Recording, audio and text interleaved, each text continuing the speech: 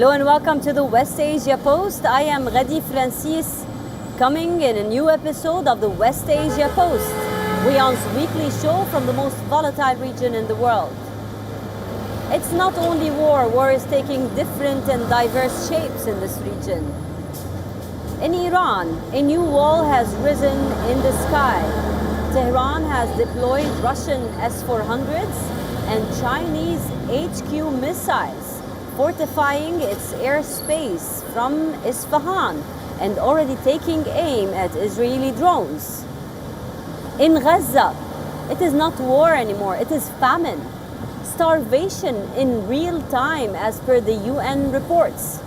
Children are dying of hunger and people are faced with gunfire while waiting for the scarce aid. In Lebanon, the tension isn't only internal, now it is an international pressure. The United States wants an ultimatum against Hezbollah, but the internal divisions make it harder by the day, and now they are saying they need action. All this is lined up, but first, let's take a look at the headlines.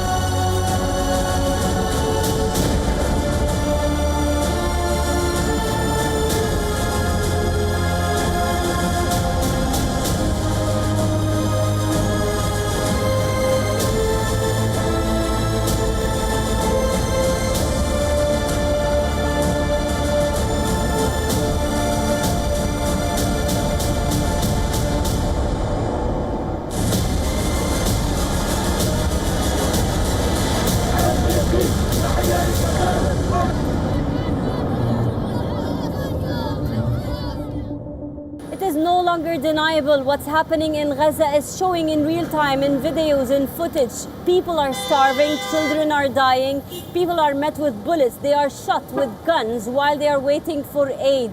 The UN has called it a real-time catastrophe. It is not only a famine now, it is a collapse. And the world is watching. We tell you more.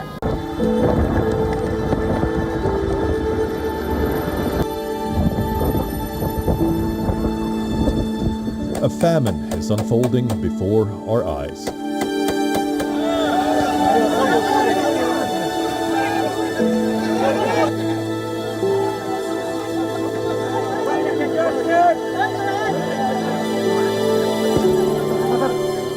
Children by the tens of thousands are wasting away.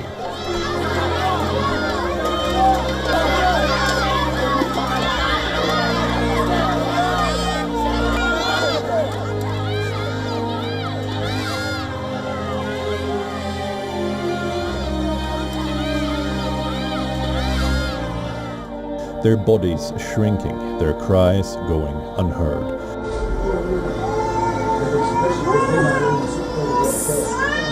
Their hunger no longer a warning, but a death sentence.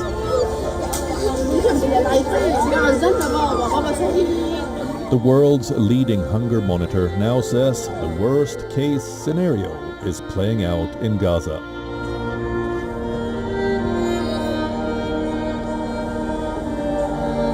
The children of Gaza are no longer just in danger. Many are dying from lack of food, from disease, and some from drinking salt water.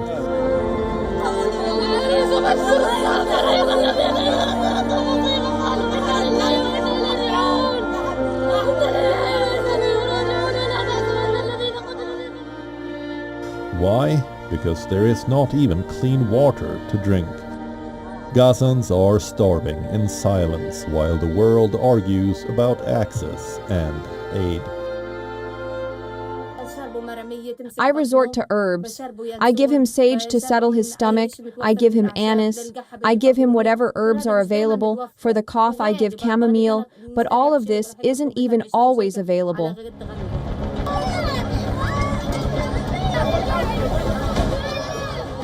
The UN-backed Integrated Food Security Panel says 2 of 3 famine thresholds have now been breached in Gaza.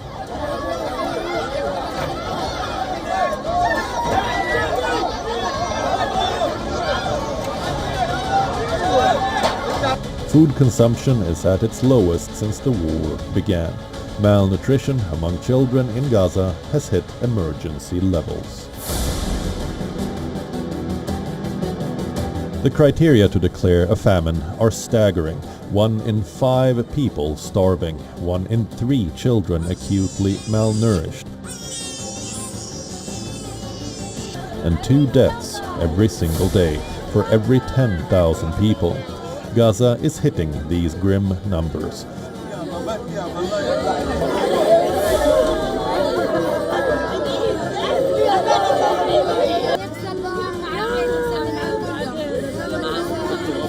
Gaza Health Ministry says over 150 people, including 88 children, have already died from malnutrition since March.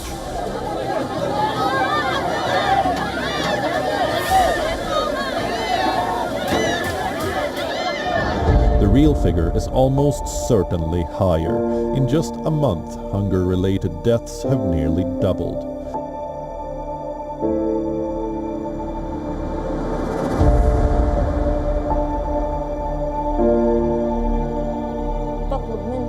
I call on them to help me get milk for her. That's it. That's all I ask for. Milk and diapers. That's what I ask for to help my daughter. If she stays like this, I'm going to lose her.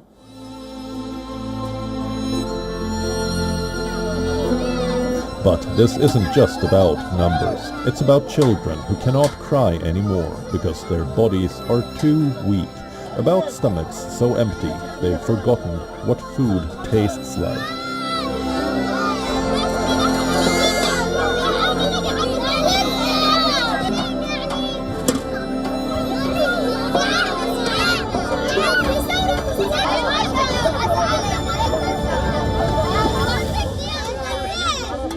About little hands digging for grains in the dirt.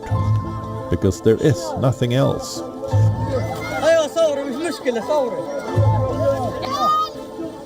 Palestinians in Gaza are enduring a humanitarian catastrophe of epic proportions. This is not a warning. It is a reality unfolding before our eyes. The trickle of aid must become an ocean. UAE, Jordan, and Egypt recently released video of planes dropping aid over Gaza by parachute. Tons of food supplies airdropped into areas where trucks can't reach.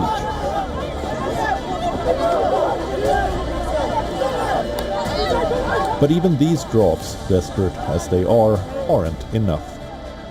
And when aid does arrive by land, desperation meets bullets. The United Nations released these images this week, showing hungry Palestinians crouched on the ground, then rushing toward UN trucks, and in the background, gunshots.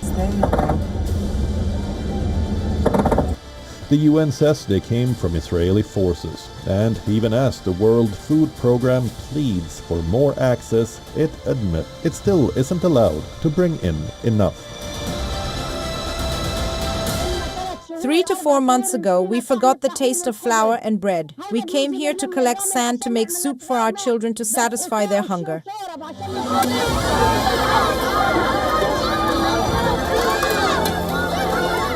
Netanyahu calls this famine a lie.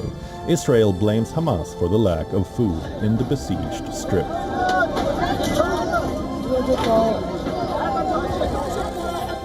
The children of Gaza did not choose this war. They did not pick sides. They aren't fighters. They are hungry. They are dying. And the world is watching. Bureau Report, WION The World is One.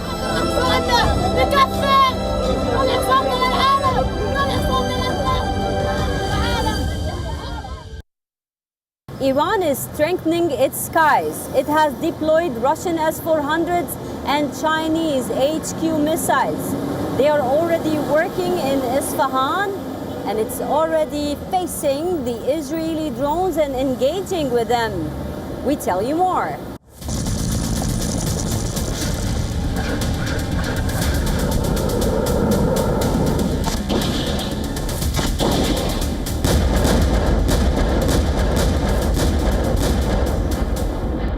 Iran has not just acquired weapons, it is moving towards a massive power shift.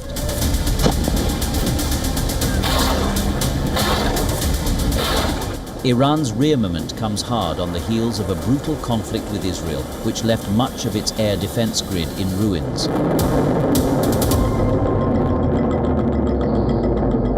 Its skies were dominated first by Israel and then by American bombers, something which Iran is now quietly changing.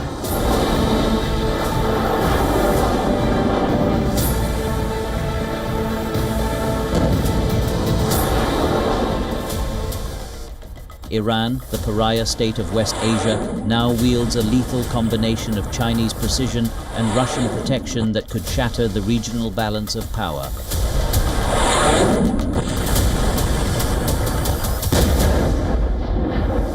Reports confirm Tehran has received Chinese HQ-9B surface-to-air missile batteries. These are capable of intercepting aircraft, drones, cruise missiles, and ballistic threats at ranges up to 260 kilometers. China is the largest importer of Iranian oil. This comes despite US sanctions, using countries such as Malaysia as a transshipment hub to mask the crude's origin. Now China is not alone. Russia is also reportedly deepening its strategic ties. For the first time, Iranian forces have put the S-400 Triumph system through a full operational test, deploying its formidable radars and launchers across the Iranian heartland. The exercise was monitored by heightened radar emissions and increased military activity, unmistakable signatures of live S-400 drills. With a reach of up to 400 kilometers, the Russian S-400 system has the ability to track dozens of high-value aerial targets simultaneously. The S-400 dramatically raises the cost of any potential Israeli, American, or coalition airstrike. This double shield, combining Chinese and Russian technology, marks a seismic defense leap for Iran. The stakes could not be higher.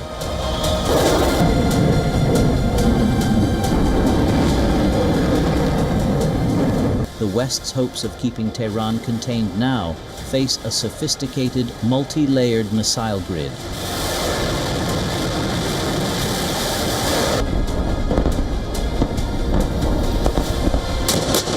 Iran's message is loud and clear. Those seeking to test its resolve or breach its skies could now pay dearly.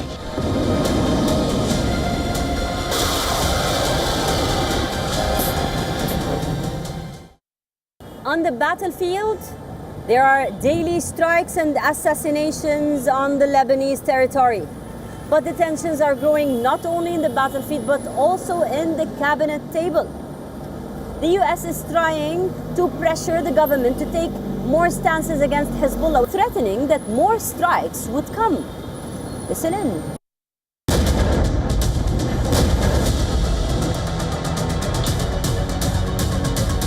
As the sound of rocket fire echoes along Lebanon's southern ridge, a different kind of pressure is mounting far from the front lines. Behind closed doors in Beirut, the US is delivering a clear message: rein in Hezbollah or risk being shut out of any path to de-escalation. US has delivered a clear challenge to Lebanon's political leadership. Washington has issued a formal, on-the-record declaration calling for Hezbollah's disarmament. The warning is clear: either leave the weapons or watch Israel's strikes continue, unchecked. The US is framing this not just as a security issue,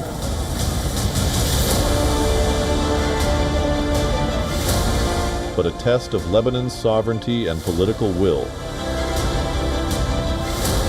In Lebanon, Prime Minister Nawaf Salam is weighing a cautious diplomatic response, possibly a statement in support of state authority.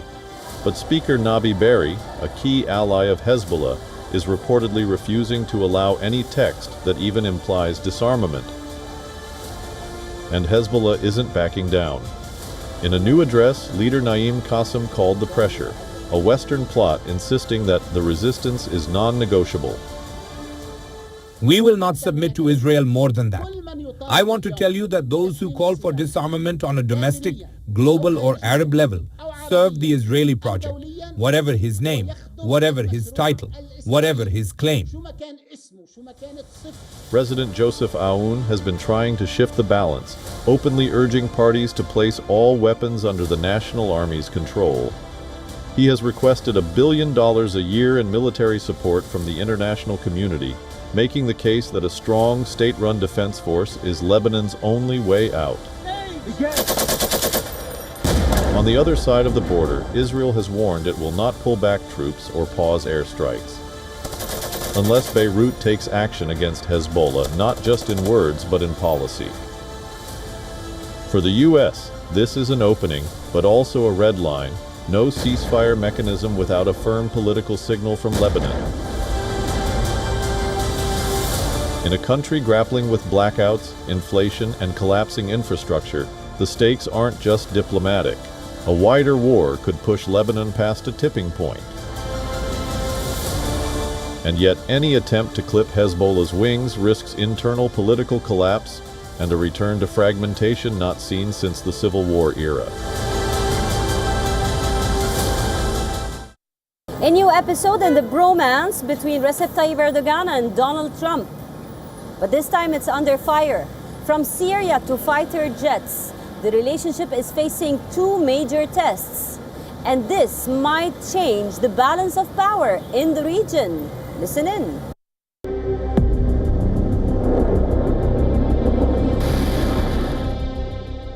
At the June NATO summit, hugs, handshakes, and big smiles. Trump and Erdogan called each other friends, but their friendship now stands at a crossroads. Two issues threaten to blow it all up: Syria and F-35 fighter jets. Turkey is backing President Ahmed al-Shara. Israel, meanwhile, is launching airstrikes inside Syria, and Turkey isn't happy. Trump lifted sanctions on Syria and moved to delist Hayat Tahrir al-Sham as a terror group. A major win for Ankara, hoping to send Syrian refugees home and score political points. But then, a diplomatic explosion. The new US ambassador to Turkey, Tom Barracks, a close Trump ally, publicly criticized Israel for fueling instability in Syria. Israel hit back, calling it ignorant, and suddenly Trump's role as peacemaker between two fierce regional rivals just got a lot harder. Well, we can't compel Israel to do anything, can we? That's not, America is not here to compel Israel to do anything. We're here to use our influence to bring calm minds together to come to a conclusion.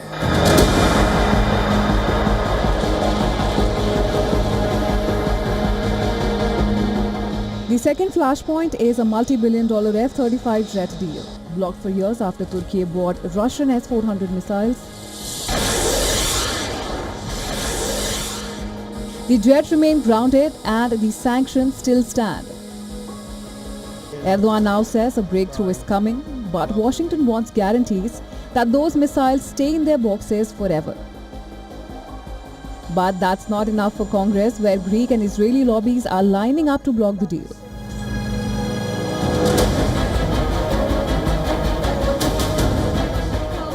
Well, Turkey is already looking elsewhere, signing a tentative deal this week with the UK for Typhoon jets to modernize its fleet. But the F-35 remain an elusive dream for now.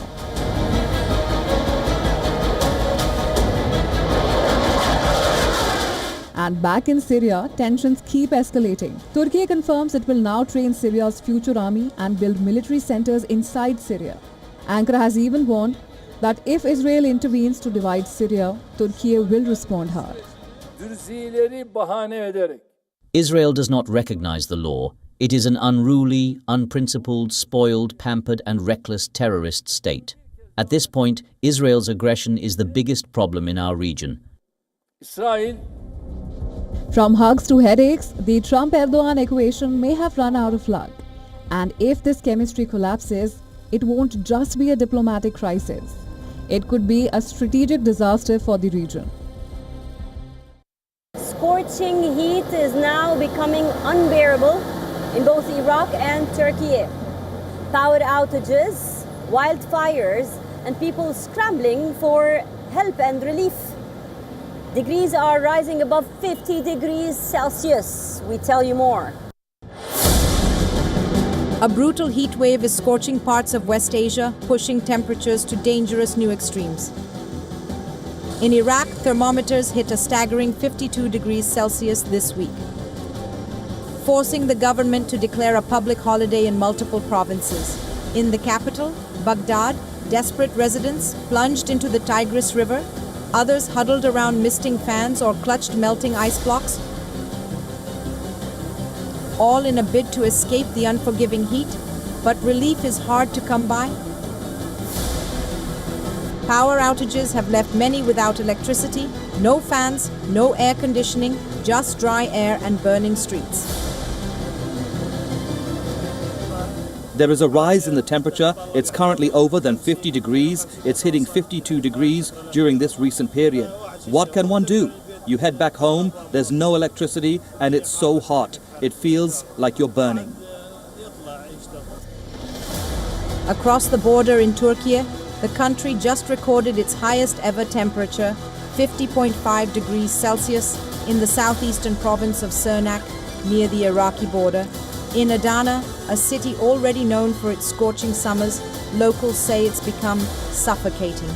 Some residents are packing up to escape the heat, others staying put and enduring it. The heat is suffocating. What can we think about in this heat? I mean, everyone's desperate to leave Adana and escape. As you can see, everywhere is deserted. Unfortunately, that is the way it is. Wildfires have broken out across Turkey's south, forcing thousands to evacuate and claiming the lives of at least 10 firefighters. The government is on high alert. Hot and dry summers are common in the Mediterranean region, but more intense heat waves have contributed to destructive wildfires in recent years amid fast rising temperatures across the globe. The weather forecast says it's 40 degrees, but it feels like we're living in the 80 degrees. That's how hot it is. It's unbearable. We go home, turn on the air conditioner, and it makes you sick. Experts say these extreme temperatures are a glimpse into the region's climate future. The United Nations has already listed Iraq as one of the world's most vulnerable countries to climate change, with droughts, water shortages, and deadly heat set to worsen.